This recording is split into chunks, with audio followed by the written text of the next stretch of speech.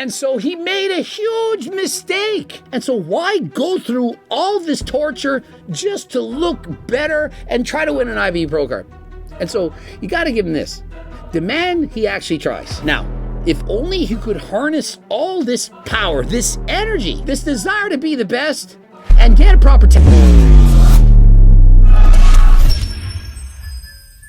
Coach Craig, in today's video, the aftermath of Mike Israetel's cosmetic surgery. And so everyone's talking about it, everyone's seen it, but what was it like actually for Mike Israetel? Just cooked a big spaghetti bolognese, can't wait to tuck in and see what Dr. Mike's been up to. 5,400 likes, guys. Greg's editor currently watching this with a fully torqued rod. If he gained, he wouldn't have needed surgery. I'm sorry, but this is actually true. Mike's own words, he confirms it. The reason he had to get this surgery was because he had bulked too far in his past. And so Mike states, if you gain more than 10 to 15 pounds post-puberty, for whatever reason, you bulked, you tried to put on more muscle, you can in fact split your fat cells. In other words, they divide, they multiply, and they conquer. And what do they conquer? Well, Mike Israetel's self-esteem. Now,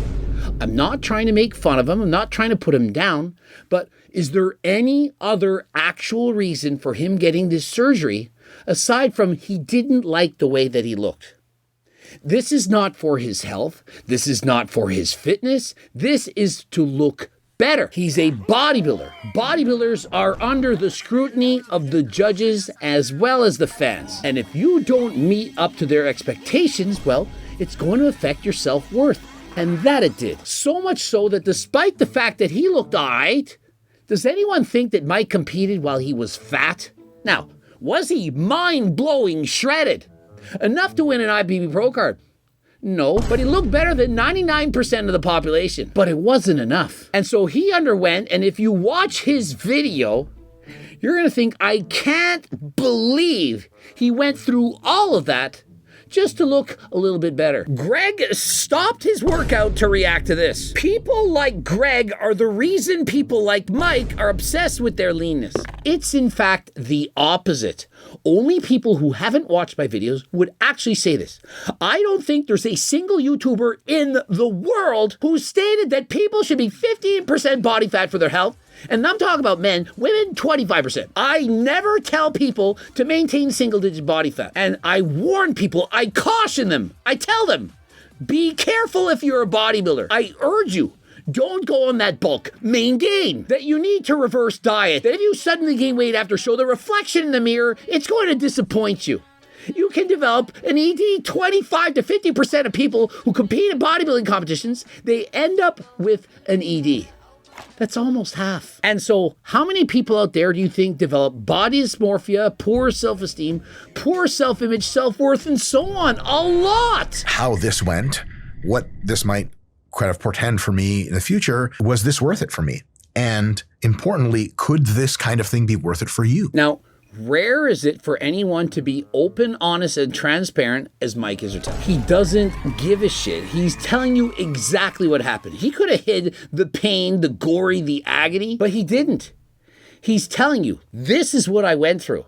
This is what I suffered through in order to get a more aesthetic physique. Is it worth it to you?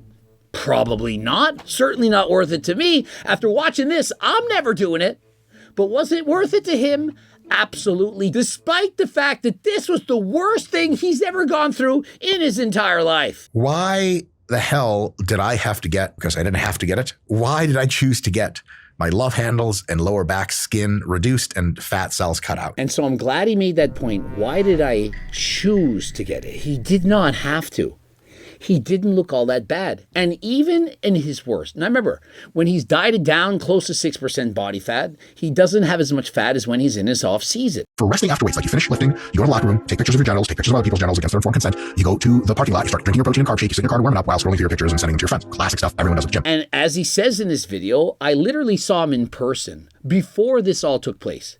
He was flexing his legs and he's actually very shredded. And so he says, look, I have shredded legs, but my fat cells are in my stomach. It's from bulking when I was younger. Now, here's the thing. Even if he had not dieted back when he was younger, he most likely would have had more fat cells in his stomach than he would have in his quads. For men, this is absolutely 100% normal. We call it an apple shape versus a pear shape. Men tend to store more visceral fat, body fat, and so on in their stomachs. That is where it's more dangerous, more unhealthy. And many people speculate that this is likely why men don't live as long as females, although I think it's because we hang around with women and they annoy us so much. But hey, that's a different story. And so no matter what he would have done, most likely he would have just been naturally born with very lean quads and more body fat in his upper body. He wrestled in high school at 103 pounds. 103, not 203, and I'm not talking about kilograms, pounds. And so his genetics are not to be huge. And so he decided to go on a bulk. Didn't listen to Coach Greg. It's not his fault. I hadn't yet been posting on YouTube, telling people to main gain. And during that bulk, he got fatter. He didn't care. His strength was going up. Does that sound a little too familiar? Have you not gone on a bulk? Hey, you got to eat big to get big, right? No, to get like this. Do you want that? And so when I tell people to main gain, now that you hear all of the evidence, the side effects, the consequences, is it worth it? Really listen to my message. Do you not think that I actually care? If you sit in your car for a bit afterwards, nice and warm, you drive home. After a 20-minute drive home, you get out of your car and you instantly take off all your clothes in the street, children playing, you don't care, you're a savage, parasympathetic nervous system dominance. I didn't really have body image stuff, so just didn't care, which was kind of cool psychologically, but I was like, I don't care if I have a gut or I have love handles, I have a puffy face. Who gives a shit? And so is it cool or not cool to not care about your body? It's both. To not care about your body is great on one end. Hey, you 300 pounds, body positivity. I don't care if I'm fat. I don't feel bad. I can eat my burgers, fries, not give a shit that I'm taking 20 years off of my life. Who cares? I'm fat and I'm proud. I don't care. The other extent, hey, you're fat and you feel worthless. You don't like your body. Every day you're sad. You look in the mirror and you hate it. Both situations are bad. I just kept gaining weight. Now, I would do cutting phases and gain and cut and gain, but I kind of would assume I was gaining 10 pounds of muscle every phase, and I was cutting, purely, 10 pounds of fat every time. And that's absolutely, it was not the case. And so can we not have some balance? Somewhere in the middle. If you're morbidly obese, I hope that you look in the mirror and think, well, I'm still a worthy human being. I still deserve to live. I shouldn't hate myself. But at the same extent, you should be thinking, I can do more. I can be more. I can lose the weight. I can be proactive with my health. I'm going to go for a walk. I'm going to get Coach Greg's cookbook. I'm going to go on a diet. What's wrong with that? Somewhere in the middle. You don't hate your life. You don't think you're worthless, but you actually think you are worth it. As in worth the investment of your time to put the fork down and to go for the walk and to exercise. Both of my parents, my mom weighs 130 and my dad weighs 150. My mom's 4'11" and my dad's 5'5". And so how scary is it that Coach Greg's parents are about the exact same height? I wrestled in the 103-pound weight class. And so the difference is I never wrestled in high school, nor was I 103 pounds, and I also never bulked. At least to this extent, and so my fat cells, they never multiplied. This, guys, the following is critical because I made a huge mistake. That's why I had to have the surgeries to reverse the mistake. And so he made a huge mistake. But was it getting the surgery or needing the surgery in the first place? Had he not gone on the bulk, he wouldn't have needed the surgery. And remember, it's not just the fat cells, it's the extra skin. When you gain a significant amount of weight, your skin, it doesn't bounce back. This surgery, although very rare for a male, it's actually very common for females. The mommy makeover. Women, they gain a lot of weight while they're pregnant. Their skin is clearly stretched out. And following surgery, many women, they get a mommy makeover. Very common. But for men, it's actually very rare. It's going to feel weird if you've never done this before. I've said that a few times to you. I've never spoken to my wife before. The mistake was to not know physiology. And so he says, look, my mistake was I did not know physiology. And remember, this is coming from someone with a PhD in physiology. A man who's an expert on the human body. And so if Mike Israetel, who's smarter than last time, clearly, if he could make this mistake, what chance do you have? And so I'll tell you what chance you could have. subscribe to Coach Greg. If you listen to what I say, do what I suggest, you can avoid making so many mistakes that'll help you in your life that I do not understand why you have not already subscribed to my channel. And so if you've not subscribed, press the subscribe button right now. And while you're there, don't forget to pick up Turk Builder Max. And because we're almost always sold out, I want you to subscribe to the VIP list. It's an SMS. It's going to be a text message that comes directly to you 3 hours before it goes live. And so for 3 hours, you get to buy it. It won't be sold out in that time. You'll get to buy it before everyone else. And so if you're interested in purchasing Turk Builder Max, the reviews keep coming in. You would not believe how effective this really is. It's way better than creatine. I don't care if you think it's not, you haven't tried it. If you listen to the people who have tried it, you'd think differently. And the tens of thousands of people that keep rebuying it, they know. And so if you don't want to buy it, do I care? Well, I'd want you to buy it, but I don't care. I can't get enough of it anyway. And so, yeah, I could increase the price, double it, and so on. But rather than that, I could keep it right where it is. Don't want to piss off too many people. This is the supplement you need. Not steroids. Stay natural. Code Greg, 15% off. 10 to 15 pounds of even pure fat gain, which means something like probably more like 15 pounds of total tissue gain during a massing phase. And so to remember, that's like 5 to 7.5% body fat, roughly. And so if you're at the healthy 15% body fat right now, and you say, I'm going on a bulk, I'm skinny fat, and you bulk up to 25%, that's already more than you need. And so what percentage of you people right now think that you need to actually gain all that weight? Mike is saying 10 to 15 pounds of fat. That's not much. That's a couple months for many people. The skin has the same idea as once you stretch the skin cells multiply and they don't really resorb back. And so the result of this is when he gets up on stage, he doesn't look as lean as he could have. We often see this in people who are getting older. For example, Coach Greg, I'm 49. Remember, I've had breakfast. And so you can see the abdominals, the stretching of the skin. It's looser than last time. When I was younger, I never would have had this. And so you will get some excess skin. Now, I'm at around 8% body fat. And so if I step on stage, even if I'm at 4%, there's going to be a little bit of excess skin. But when you bulk way too far, it's going to be far worse. And so Mike Israetel, who's now in his early 40s, was experiencing some loose and excess skin. And so when you see Jared, Jacob, something, I think he starts with a J, he's sponsored by Transcend along with Coach Greg. When you see him compete, he's not as shredded as he actually is.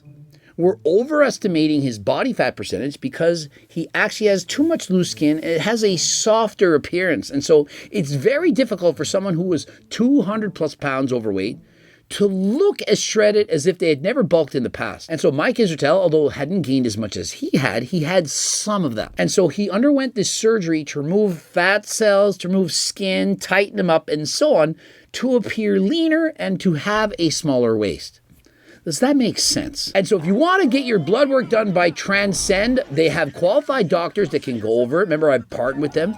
And they do, in fact, sell peptides and so on that can help you to reduce your appetite. And so if you were to take these things, it may, in fact, help prevent you from becoming morbidly obese in the first place to offset this. And so if you're going to ask me, hey, should I take a GLP-1? If it's going to prevent you from having to go through this, well, I'm all for it. And so if you're interested, click the link in the description. Once I lost all of that body fat and got down to a body fat I'd never been into my entire life, I still couldn't get rid of that extra skin, and I had all those goddamn extra fat cells, which I did to myself. And so listen, he owns it. He's not blaming other people. He's saying, I did this to myself. He says, I bulked, I got the extra skin, the extra fat cells, it's on me. At the same time that I need to be full with muscle and nice and veiny, I couldn't be too full because then my love handles will fill up with water. And so previously, Mike has said he had 20 pounds of love handles. I do simply believe that he's exaggerating. Does he have love handles? Perhaps it's 1 pound, but it's extra. The key word is it's not zero and it's not ideal. And so when he goes up on stage and he tries to hit the obliques, boom, it doesn't look shredded. It doesn't look as hard as it could be. And why? Because he bulked in his past. Is it 20 pounds of love handles that you've famously quoted? Of course it's not 20 pounds. Listen, 20 pounds, about 9 liters, is certainly not 20 pounds. But even if it's 1, it's going to be enough to make a difference. I have pictures of me at 8% body fat with distinct voluminous spillover love handles. You see the extra skin. Does it not remind you of Coach Greg? Right here. He has what I have, only a little bit worse. And remember, I'm much older than Dr. Mike. And so he didn't want that. Now, do I like my excess skin? Nope. I don't like it. If I could snap my fingers and it would be gone, I would have the waistline of back when I was 30. Would I do it? Yep. Would I go under a knife and suffer for 2 months going through torture in the descriptive nature that he went through? There's no freaking way. Would I do it for $1 million? Nope. It's not worth it. And in case you're wondering, they don't pay Dr. Mike to do this.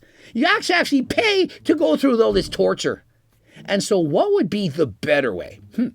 Let's put on our thinking caps, as I am a 1.8%er, a commander. Those of you doing the personality test, where it's all the rage right now, me and my friends, we're all trying to find out what kind of personality we have. Perhaps the editors can show up the link to find out what kind of personality that you actually have. Being the commander that I am, I analyze a lot, a whole lot, all the time. And so I'm thinking, if he hadn't have bulked in the first place, he wouldn't have to do all this. If he wasn't a bodybuilder, he wouldn't have to do this. If he wasn't going for his IFBB Pro card, it wouldn't matter. He already has a better physique than 99% of the population. He already has shredded quads. He's strong. He can wrestle.